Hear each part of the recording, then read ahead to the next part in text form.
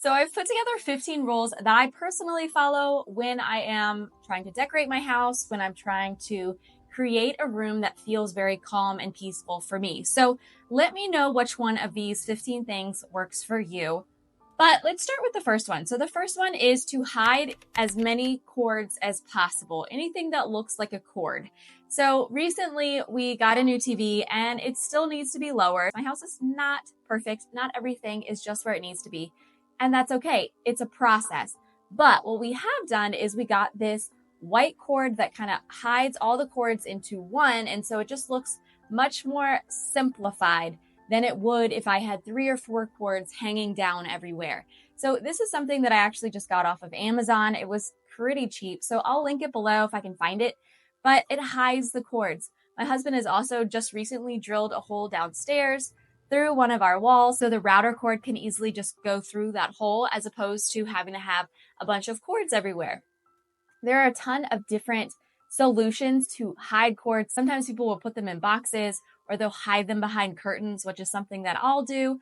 But there's tons of different solutions to hide cords. But what I will say is that when we've minimized our cords, it's one of the first things that I notice that just overall simplifies the room and makes it look a lot more put together. And I feel like it's an easy win. You don't necessarily have to get rid of a bunch of decor to start with your cords. Start with something that could be easily fixed. So number 2 is negative space. Creating some negative space in our house is one of the most important things that you could do to create less visual clutter and an ease to a room when you walk in. So I probably like a lot more negative space than some people, and that's totally fine. So I first started learning about negative space and testing it out in this living room I'm in right here. And so one of the small walls beside me, I took down the picture that used to be there. And it's so funny because I used to think that I had to have pictures and decorations on every single wall. Every single space had to be decorated. And so how stressful is that? I mean, the amount of things that I brought into this house and then had to take care of was just too much for me.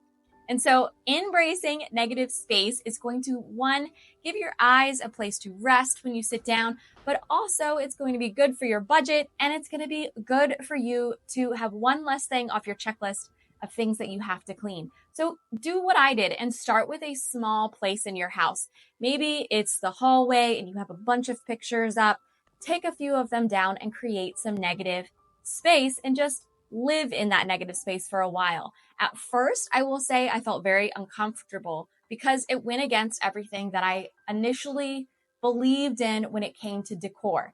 But as I got more and more used to it, after a month, I will say it didn't bother me anymore and actually just felt much more relaxing. And so that feeling spread throughout my entire house, having more and more negative space. So number 3 is limiting patterns. And it's something that I had done for a long time in my closet before I ever thought using it in my home. And that's because I've always been somebody who had a hard time matching patterns, what patterns go together. And I've always tried to help my husband, but it's never been something that I was super confident in. So a lot of times we'll buy ties for my husband that are solid, or we'll buy a shirt that is solid and a tie that can match, just so that I'm not having to think too hard about what goes with what. And so I started using the limiting patterns in my home because, one, visually, it's very overstimulating for me personally to see a lot of patterns. But also, I don't mind a little bit of color in my house. Like the walls behind me in my dining room are a dark navy blue, and I love them. So my mom actually gave me the cushions that are on my couch, and I adore them as well. They bring in the blue from the dining room, but also they are a pattern. And the couch that I got is a white couch, and so it can handle one pattern. But as you can see in the rest of my house, there are no other distinctive patterns. And that's really because, one, for me, it is very important to have a limited amount of visual clutter. My brain is always going a million miles an hour. And when I am in my home, I want to be settled and calm. But also because I have a hard time matching all those patterns and all those colors, that when I can stick to just a handful, just a few patterns, the easier it is for me to just feel comfortable in that room. And number 4 goes right along with that. Number 4 is balancing textures. So adding in some textures around your house is important. I think it adds some interest and some balance to any kind of room, but doing it slowly and intentionally is very important. So we got our couch about 2 years ago, and I also had this white blanket, which used to be upstairs on our bed, but I brought it down and put it on this couch because it's one, just very comfortable, so it's functional, but also it has a great texture to it. It has like this fur, soft kind of feeling to it, and I wanted to add another texture to this very plain, minimalist couch. And I feel like it does. I feel like it heightens the comfort level on the couch and just makes it look more put together. I also did a very similar thing upstairs when it comes to adding some texture to our beds, but I don't go overboard, and I make sure that the things that I am putting texture on are functional. So number 14 is probably my favorite, so you're gonna have to keep hanging on until the end. But number 5 is extremely important as well, and that is a functional entryway. I feel like when you walk into your entryway, a lot of us feel overwhelmed because we put too many things in that space and there's not enough organization, or you haven't decluttered. So if you haven't gone and decluttered the entryway near your door, then I want you to go ahead and do that before you add in any kind of functionality when it comes to organizations. Then once you've decluttered as much as you can in that space, think about how many things you actually have that you want to hang up there. So for us, we have our keys. So I wanted a place to put my keys. We also have a place that my husband can put his wallet or any little extras that are in his pocket when he gets home. But then I also have one purse. So I wanted a hook there for my purse. We also have 2 dog leashes, and my daughter has her book bag. So those things I knew I needed a place to hang. And once you had the number in mind, you know how much you need to buy when it comes to organizational items. So number 6 goes right along with number 5. Like I said, you have to declutter. So somebody recently mentioned something called a hush room or something like that, hushing the room, which apparently is a term that literally just means to take everything out of that room and only slowly bring back items that you want. I have done that several times. I just didn't know that it actually had a name to go with it, which is awesome. But hushing a room actually really helps to declutter a lot faster because you don't have to make those hard decisions. You don't have to be thinking about what if you're going to need it in 6 months because you're not getting rid of anything. So you're taking all of the things out of the room, maybe leaving the big furniture unless you really want to go hardcore, but taking all the decor out of the room. And so then you only slowly bring back the pieces that really meant a lot to you or were very functional. So I've done that in this living room many times. I've decluttered the shelves behind me where I take everything off and only slowly bring the things back. And that's where I've gotten where I am now. So that hushing the room is really functional and very helpful for getting rid of a lot of things quickly because I think we all just get so used to seeing the things in these rooms that we have all of the time. And so it's hard to see those things as clutter because we're just so used to them. But once you get rid of them and you have a little breathing room, it's like you can do a whole reset of that entire room and declutter a lot easier because you know you didn't need it. All right, number 7 is very personal, and it's because the way my brain functions probably, but I like having neutral colors. Most of the things in my house are pretty neutral or earth tones. So I like the greens from my plants. I like my shelves to be wooden. I like white and cream and grays. And that's really because that is what helps me shut down. It's what helps my husband calm down and even helps my daughter calm down, I feel like too. But my daughter is not a minimalist and she is 6 years old. And so she loves color. So a lot of us still like color, even though we are being intentional about our things, we might not want to declutter our color. And that's totally fine. But for me, I like to live in a very neutral or earth tone kind of home because it helps me to visually shut down. Especially, I have this huge big window in the front of our house that brings in a lot of natural light and also those greens and browns from outside. And so when I can bring those colors into my house, it's almost like the outside is coming in. It's like there's a gentle flow to the way my home works. Now, I do really enjoy the color in my dining room. It is a dark, beautiful, rich blue, and I added some yellows. But I don't have that all over my house. So what I want you to do this month as you are visually decluttering your own home is I want you to think about the colors that you're adding into your home. So when I come in my home, I want to see earth tones like greens and browns, or I want to see grays and creams and blues, very calming colors. Big, bright colors like pink and orange overstimulate my brain when I'm trying to be in a place that's very calm. And so I know we're not all like that. And if you are a color person, I'm not trying to tell you to take away your color. You can still very much be a minimalist with a lot of color, because minimalism is about being intentional about your life and the things that you invite in your life so that you can live a bigger life. But that being said, if you are someone like myself who is feeling overstimulated in your house, then try decluttering some of the big colorful items, especially furniture. If you have very colorful furniture in your house, try decluttering that stuff first, or calming down the wall color and see if that helps you to have more peace in your own home. So number 8 is having simple pieces of furniture. So if you look around my house, probably 80% of the furniture in my house is actually built by my husband, which is amazing, right? I'm very lucky for that. So I know a lot of us don't have that kind of privilege to have a spouse or friend that can build you a bunch of furniture. But what I will say is that the furniture that I have around my house is very simple. It's simply built. There are straight, simple lines.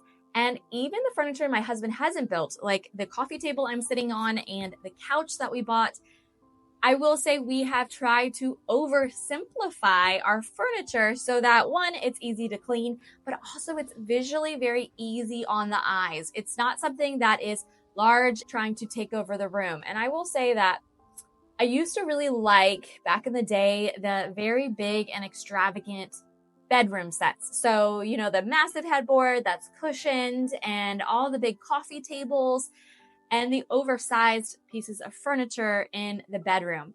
And why I never actually got, because they're so expensive, anything like that, we did have much larger, much bigger pieces of furniture for a very long time. But once I decluttered a lot of that, and now my bed was built by my husband, our side tables were built by my husband. So fortunately, style of craftsman is beautiful and elegant, but also very minimalist and simple. And so the things that he has built me has actually trickled into the pieces of furniture that later we ended up buying. Like, we used to have a much more complicated couch, but because I had this beautiful behind the couch table, I wanted a piece of furniture. I wanted the couch to be very simple and minimalist as well, so that the flow felt very easy as you went into our living room. All right, friends, if you enjoy learning about minimalism and decluttering, then please hit that subscribe button. And if you are decluttering and organizing your life with us here at Minimalist, then remember to throw a heart emoji down below. But number 9 is to have multifunctional furniture. So I don't mean you have to have a chair that turns into a table that turns into a clock. Like, I'm not talking about that kind of multifunction. But what I am saying is that, is your furniture light and easy for you to pick up and move yourself?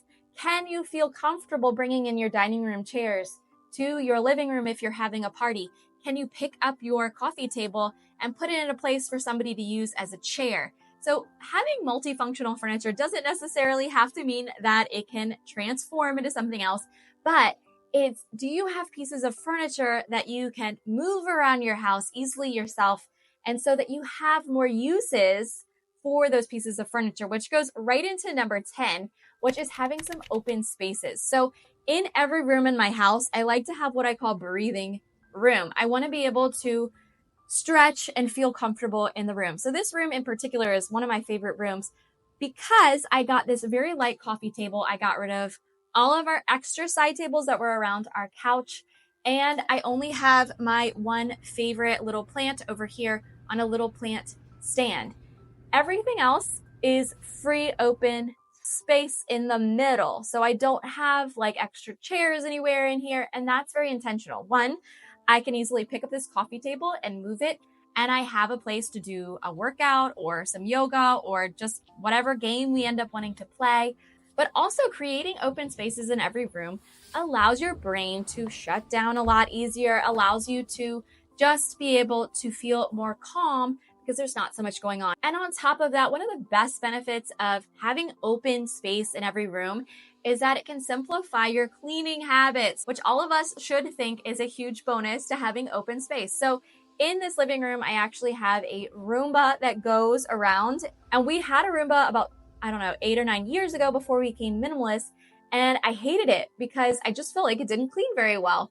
But now that we have all this open space, Roomba can easily get around and under couches and under pieces of furniture, and there's just not so much for her to bump into that she does a great job now. And I really enjoy having one less thing on my plate when it comes to cleaning.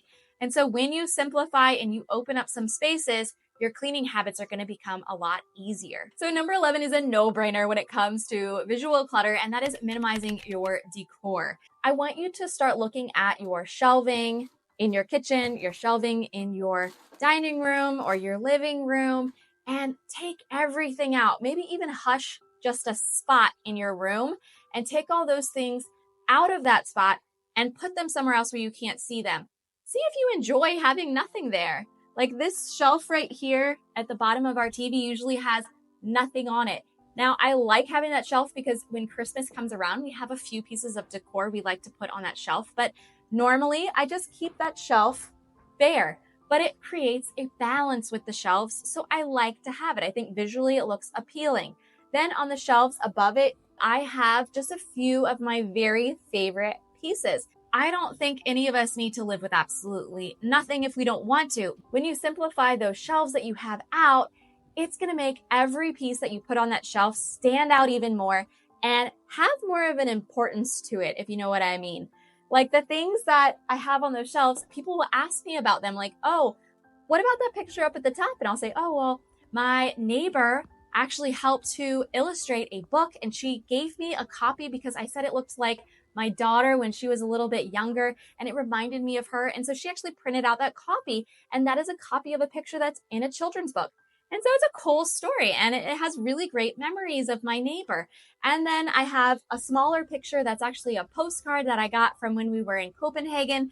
And every time we go abroad, usually I'll try to find one little tiny postcard that I can bring back and put in that picture frame as a good memory of where we've been. So the things that you have, do they create some kind of story or feeling or joy or happiness when you are decorating with them, or are they just the excess? So something that I do think once you've decluttered, you've done that whole decluttering process, that I do think is very valuable to invest in is some functional storage. And when I'm talking about that, it doesn't have to be you're redoing your whole closet. But look at the places in your house that you are finding a lot of clutter gathers in that place. So one of the things that I put in our living room is a basket near our door that we put in things that we either want to declutter, or we put in things that maybe I don't have time to put away at this very moment.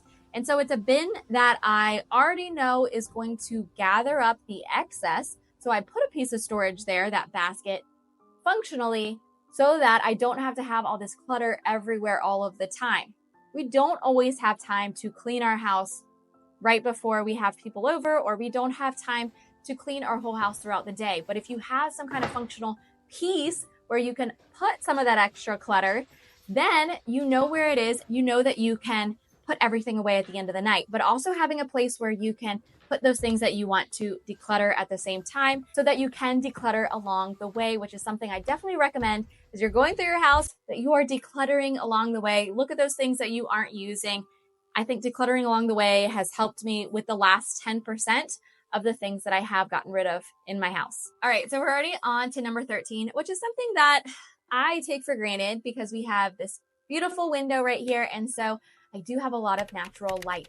But it was something that we very intentionally thought of, even though we weren't minimalist back then, but I really wanted a lot of natural light in the house. Having light curtains where you can have them, maybe not in your bedroom, but if you can have them in your main living spaces, having light color curtains and so more natural light can come in, or you like those fabric shades that you can pull down and pull back up. I think those are great. I just don't have the money for them right now. They're pretty expensive. Or even just putting some light filtering film on your windows if you don't want your neighbors to be able to see in are all great ideas if you don't want your neighbors seeing you all the time. Luckily where I live in a wonderful little neighborhood, and I don't mind if my neighbors walk by and see me making a YouTube video or look in. It just doesn't bother me. but everyone is a little bit different when it comes to privacy. Number 14, like I said, is one of my favorites, and that is quality over quantity. And that is something that I've only learned in the last couple of years of getting older and being tired of investing my money in things that just break or are useless or only last for a year. And so quality over quantity has to be one of the best things that I've really worked on, bringing those kind of things into my home. I was 100% the kind of person that would buy everything at the thrift store, or I was just thinking about this the other day, we would yard sale almost every Saturday. Me and my poor husband, I would drag him around to go to yard sales with me so that we could find the deal on the piece of furniture. And what I have found is that while I love the thrift store and I love getting a good deal at a yard sale, I was not being intentional about the things that I brought in. So I was just buying any piece of junk that was cheap, and I would just throw it around my house and try and move it constantly around my house to see if it would work. If you are going to buy things secondhand, or maybe that's all you have in your budget, then know exactly what you're looking for and stop compromising. If it is falling apart, or you're going to have to go home and glue the whole thing back together, you're wasting your money. If it's something that you don't know before you get there that you needed, then you're wasting your money. And if it's not the right size, if it's not the right color and it can't be fixed, then it's not a good use of your money, and you're wasting your time, your energy, and your funds on things that aren't exactly what you want. I always go back to what my mom used to tell me growing up, that God will provide what you need when you need it. And whether you believe in God or not, the universe, I'm telling you, will provide the things that you need when you need it. And buying a bunch of extra junk because you might have the money or it's just there is not going to help you declutter your home. It's not going to help you feel more comfortable in your home if it's not something that you actually need. And number 15 is a no-brainer, and that is to edit regularly. So as you are bringing things into your house, do the one in, one out rule.